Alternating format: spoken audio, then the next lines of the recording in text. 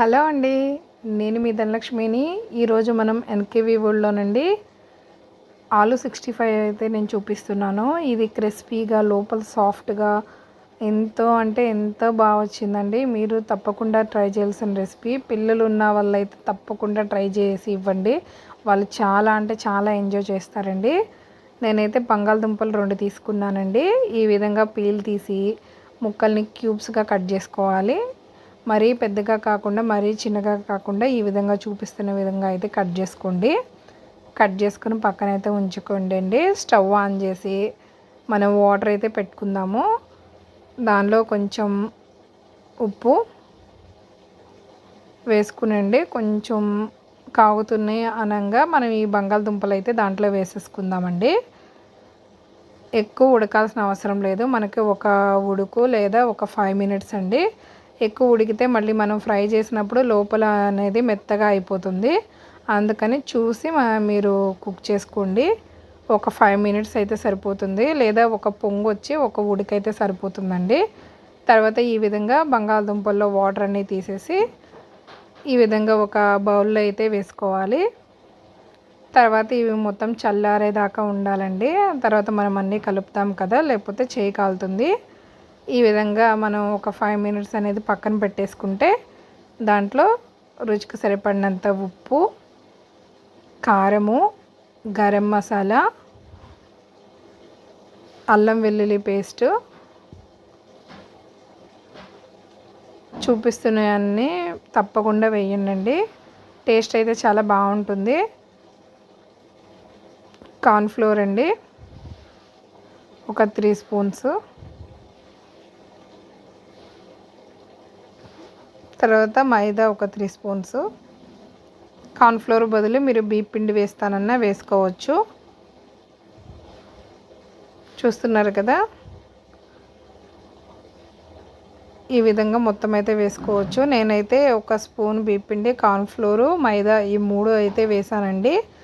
ఒక స్పూనే నేను కార్న్‌ఫ్లోర్ వేసాను కాబట్టి రైస్ ఫ్లేవర్ కూడా ఒక స్పూన్ వేసాను క్రిస్పీగా ఉంటుంది అని. తర్వాత కొంచెం కలర్ కోసం అండి నేను కలర్ అనేది వేయలేదు. కలర్ కోసం నేను పసుపు అయితే వేసానండి న్యాచురల్గా. మీకు నచ్చితే మీరు వేసుకోండి. పిల్లలకు కదండి, అందుకని నేను వేయలేదు. కలర్ వేయకపోయినా బాగా వచ్చిందండి. ఈ విధంగా మొత్తం మనం అయితే కలుపుకోవాలి. ఎక్కువ వాటర్ కాకుండా మనం ఉడకబెట్టుకుని వచ్చినప్పుడు కొన్ని వాటర్ సరిపోతాయి. చూసుకుని కొంచెం కలుపుతూ ఉండాలండి. తర్వాత మనం కలుపుకునే లోపల నూనె అయితే పెట్టుకోవాలి. స్టవ్ ఆన్ చేసి నూనె పెట్టుకుని ఈ విధంగా కలిపి పెట్టుకున్నవి పకోడీలాగా వేసుకోవాలండి. ఒక్కొక్కటి విడివిడిగా వేసుకోవాలి, లేకపోతే ఒకేసారి ముద్దలాగా అయితే అతుక్కుపోతాయండి. ఈ విధంగా ఒక్కొక్కటి వేస్తూ ఉండాలి. ఎక్కువ పలుచగా కాకుండా ఆ బ్యాటర్ అనేది ముక్కకి మంచిగా పట్టేలాగా వాటరు చూసుకుని కలుపుకోండి. ఇది నేను ఒక చేత్తో తీస్తూ వీడియో తీసానండి, అందువల్ల క్లారిటీగా లేదు. కొంచెం అడ్జస్ట్ చేసుకోండి. ఈ విధంగా మొత్తం వేపుకోవాలండి. ఎక్కువ వేపొద్దు. ఒక 50-60 వరకు వేపి మళ్ళీ పక్కన పెట్టేసుకోవాలండి. 2 టైమ్స్ అయితే మనం ఫ్రై చేస్తే మంచిగా ఫ్రై అవుతాయండి. లేకపోతే లోపల అనేది పచ్చిగా అట్లానే ఉండిపోతాయి. ఈ విధంగా కొంచెం కలర్ మారిన తర్వాత మళ్ళీ మనం తీసి ఒక ప్లేట్లో అయితే వేసేసుకుందాము. టిష్యూ వేసుకున్న పేపర్లో అయితే వేసేసుకుందామండి. ఆయిల్ అనేది మొత్తం అబ్జర్వ్ చేసేస్తుంది. ఈ విధంగా మొత్తం వేపుకోవాలండి. తర్వాత మళ్ళీ ఆయిల్ వేడి చేసుకోవాలి. వేడి చేసుకుని వేపి పక్కన పెట్టుకుని చూపిస్తున్నాను కదండి, మళ్ళీ ఒకసారి అయితే వేపుకోవాలి.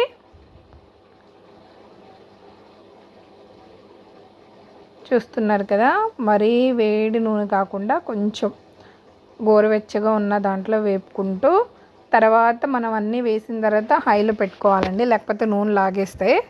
వేసేటప్పుడు మాత్రమే కొంచెం వేడి ఉండాలి. తర్వాత మనం ఆయిల్ అనేది హైలో పెట్టుకుని ఒక 2-3 మినిట్స్ వేపితే సరిపోతాయండి. మంచిగా కలర్ వచ్చేస్తాయి. పైకి క్రిస్పీగా లోపల సాఫ్ట్గా. మా నిర్వాణ అయితే చాలా అంటే చాలా ఎంజాయ్ చేశాడండి. నేను రెగ్యులర్గా ఫ్రెంచ్ ఫ్రైస్ అయితే అడుగుతాడు. ఇవి తిన్న తర్వాత ఇవి కూడా బాగున్నాయమ్మా ఒకసారి మళ్ళీ చెయ్యి అన్నాడు. నేను సాంబార్లోకి ఆ రోజు చేశాను. పిల్లలకి పప్పు కానీ ఇట్లా సైడ్ డిష్గా కూడా చాలా బాగుంటుంది.